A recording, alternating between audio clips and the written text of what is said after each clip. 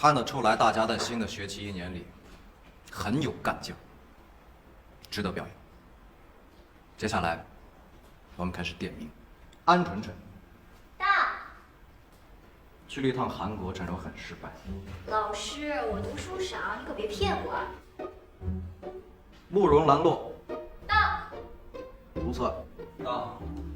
陈有年，到。下次来上课的时候把胡子刮了。好的，知道了。贝小丹，贝小丹，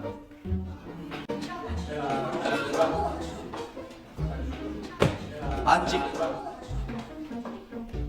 大家安静一下。首先呢，我要强调一下高2班的班规：上课不许迟到，不许早退，不许玩手机，不许上微信，不许聊陌陌，不许泡帅哥。要发扬我为人人，人人为我的精神。好，大家鼓掌。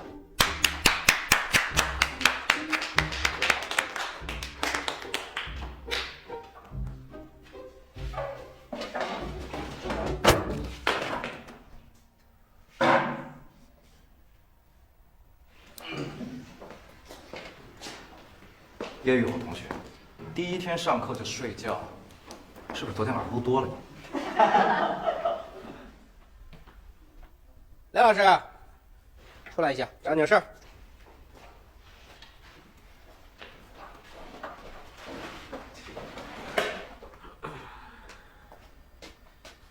邱主任，找我？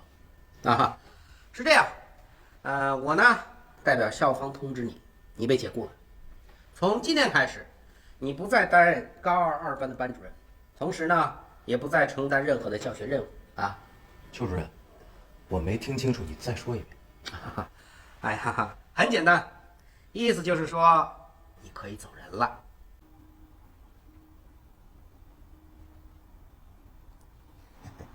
不是，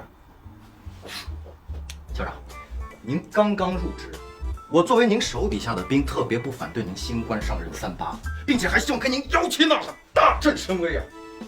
可是您这把火是不是烧得有点大，直接把我这个班主任送去火化，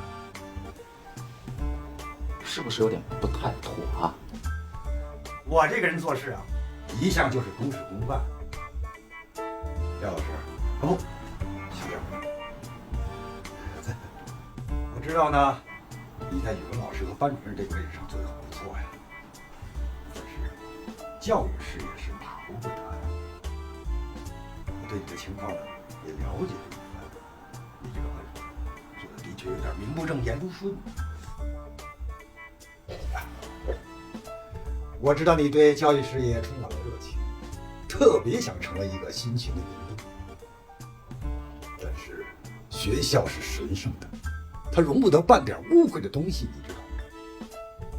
据我所知啊，你根本就没有拿到师范学校的毕业文凭，充其量就是个高中文凭。你怎么能当高中的老师呢？就算我同意了，那别的学校怎么看？别的老师怎么看？学生家长们又怎么看呢？您看能不能通融通融啊？通融？那你说怎么通融？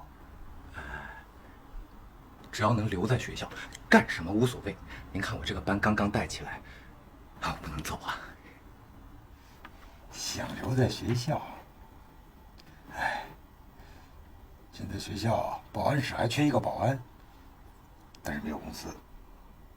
要不你考虑考虑？